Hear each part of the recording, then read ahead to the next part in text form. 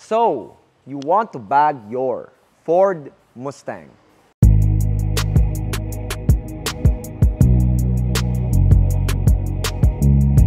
Hello and welcome to another video, guys. Today we have another Mustang at the shop, and now it's a Mark 5 Mustang, and this is a special Mustang because yung mga local release nito, if I'm not mistaken, is a V6. This is a V8, okay? So, this unit came from Carporn Racing. They did it back in 2018, I guess. And since they're closed down and the car is already way past its maintenance, the client has already decided to transfer it to Fitment. So, shout out sa client for trusting Fitment, and shout out kay Boss Angie of Carporn Racing for recommending Fitment to the client. Okay? So, fun fact, we are going to be discussing parts installed on this car na galing sa Carporn. They used Arex air struts, AccuAir tanks, Vi-Airs, and we just converted the system, we cleaned it up, made it ride better again. Sabog na yung mga shock sa likod niya, and then sa unahan, may butas na yung mga bag. So, this Mustang did indeed needed some TLC, and that's what we provided. Okay? For this car, I want you to listen carefully on the rear side of the suspension. Kasi we found out something weird about the Mustang. On the Mark 5 or the 5th generation Mustang, yung likod niya ay pang pickup truck or pang SUV. Yung suspension niya sa likod. Weirdly enough. Okay? You're going to see that later. So I'll take this time to say, please subscribe to the channel, like and share the video, hit the bell icon for the notification. We are almost at 11,000 subscribers. So, listen up. Medyo weird tong kotseng to. Let's go to the under chassis part of this video. Alright. Welcome sa front suspension ng Ford Mustang Mark 5. Surprisingly, sa previous generation, McPherson strut pa rin siya. Ano ibig sabihin ng McPherson strut? Pag McPherson strut, pag pinihit mo manibela, kumakabig siya. Pakabig nga, kuya. So, kumakabig yung ating strut pag iniikot mo yung manibela. As you can see, the bag is moving alongside the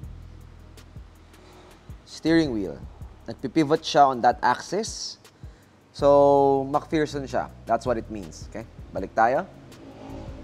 Alright. So, that being said, regardless of it being a McPherson strut, this is actually pretty spacious, so wala tayong magiging problema. Ang pinaka-problema mo na lang lagi pag ganito McPherson strut is yung hose line.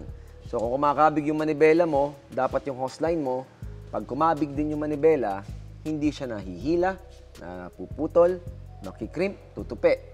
So, visual check tayo. Sobrang luwag. Literal, I'm not even kidding. Look at the play of my hand. Sobrang luwag niyan. Okay? So, one thing to note pala, we are using Arex air strut.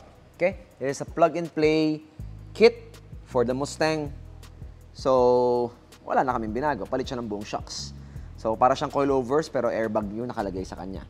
Okay? High quality air strut naman siya. There's nothing much to talk about sa front.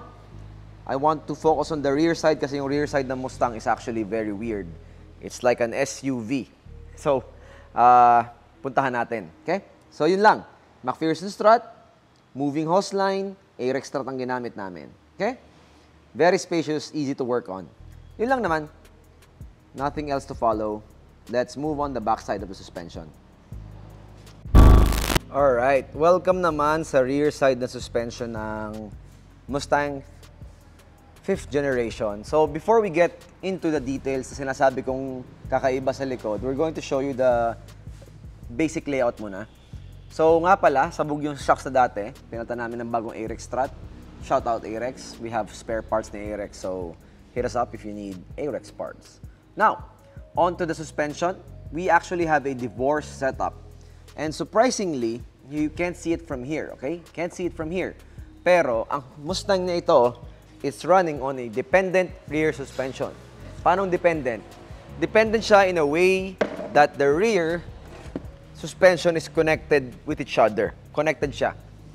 And weirdly enough, it's like yung ginamit nilang rear suspension dito is very similar to a Fortuner, FJ Cruiser. Okay? Makikita nyo mamaya. parang pang off-road, not off-road, pang utility vehicle yung ginamit nila suspension sa likod, which is really weird kasi di ba sports car to Mustang.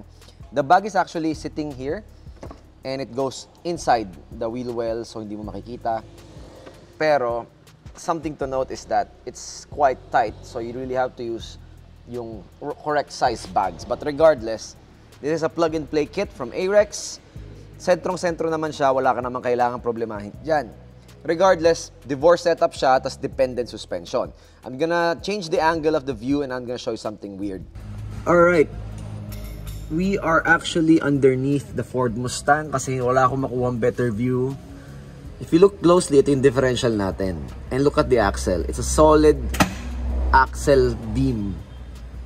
This is very similar to SUVs, pickups. Parang gumamit sila ng pang-truck na, pickup truck na differential for this Mustang. It's so weird. Tapos, yung suspensions natin, hindi nakaka-camber sa likod, independent sila. So, the whole rear suspension is connected by that beam. And then, makikita mo, meron tayong support bar na ganito. Going through the left side to the right side. Okay, it's like a big sway bar. That is present on SUVs. So, yung rear suspension ng Mustang na ito is like an FJ Cruiser. Or a Toyota Fortuner or a Hilux. No, sorry, hindi Hilux. Yeah, Fortuner at FJ Cruiser. And that's so weird. That's so weird. Yun lang naman, that's something napansin namin. Kasi pang truck yung ano niya, pang pickup truck yung rear suspension niya on a sports car. That's so weird. Okay, let's move on to the rear trunk layout.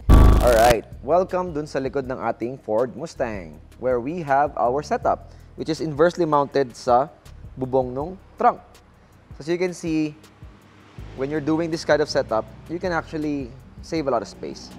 Maluwag naman ang trunk layout ng ating Ford Mustang, so yeah. He opted for a Vi-Air 480C aluminum tank ng AccuAir, and this is our fitment engineering management system. Oh yeah, I forgot to tell you that this was actually a client ni CarPorn.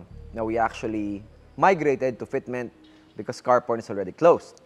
So we took the client in. Those parts are from CarPorn, pump, and tank.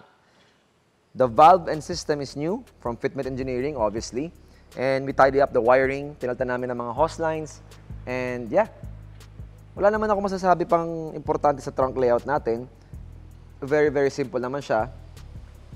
And it's big enough to accommodate a lot of stuff. Plus, yung external pump naman niya, di ganun kaingay, so you don't really hear it inside the cabin. Okay? Classic fitment, second generation, with a VU4 valve sa ilalim. Pressure sensors and height sensors. Yun lang naman. So as you can see, it's very simple. There's nothing much to say about the Ford Mustang na ito. It's just a very, very straightforward car. Okay? Yun lang naman ang weird na nakita namin kanina, which is the rear under chassis. And we're gonna talk about that later. First of all, we need to drop the car and let's hear our final thoughts, di ba? All right, let's go. Welcome to the outro. Here are our final thoughts for this car.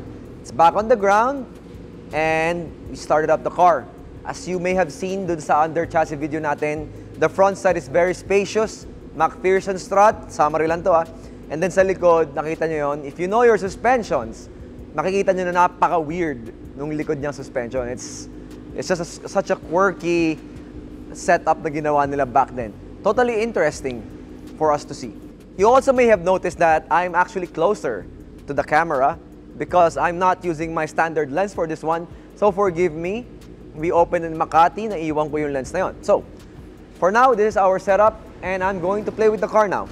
One thing to note about this car, may napansin lang ako, masyadong makapal yung goma niya sa likod compared sa harap. So, if you would see, the rear tires is actually really thick compared dun sa front tires. And that's maybe a dragster look na hinahabol ng owner. Pero regardless, okay, maximum air up natin. Okay, around 4 fingers. Front and rear. Ang reklamo ng client dito dati, bago dumating sa amin, is sobrang tagtag daw. Sabog na kasi yung shocks sa likod. Tapos yung mga damping niya hindi nakaset ng tama. So we all fixed it up. Lahat inayos namin. Palit shocks sa likod, 2 bags on the front replaced, and then inayos lang lahat natin yung air suspensions. We remove all the leaks. So basically, change system lang to at saka TLC. Regardless, it has some nice wheels. So it has some BC forged wheels that are new brand. So they're very popular in the United States now, being used by Mustangs, Supras, and kung ano-ano. So let's drop the car and let's have our final thoughts.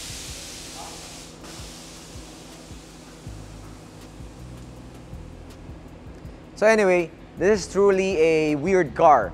Hindi ko inakala ganun yung makikita ko sa likod at surprisingly maluwag naman sa harap. It is indeed not a new car.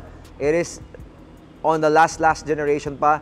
So nakita nyo naman yung previous Mustang na ginawa namin. I was really happy with that suspension sa likod. It's so weird that yung ginamit nila sa likod ay solid beam axle. And the latest model ngayon is a independent rear suspension. That switch is actually what made that car handle really well. If you would actually know, the Mark 6 Mustang handles pretty well, despite the backlash of it being a crowd killer. That being said, there's nothing much more to discuss about the Ford Mustang. Okay? What do you think? Sorry, I'm in a bit of a rush kasi we recently opened in Makati and we're still going back and forth to finalize the shop. So, thank you nga pala sa mga sumusuporta. It was not possible to go to Manila, open in Manila without you guys, and I really appreciate it. So, that's going to be it for this video. Just a quick catalog video for everyone. Okay? So, hope you enjoyed watching. Hope you learned something. Diba? It's been Kyle for Fitment Engineering, and you're watching Fitment TV. So, you want to bag your Ford Mustang 5th generation, Mark 5. This is how. Okay? It's not that difficult. It's not that hard. It's quite easy actually. So I'll see you in the next video, guys. Bye.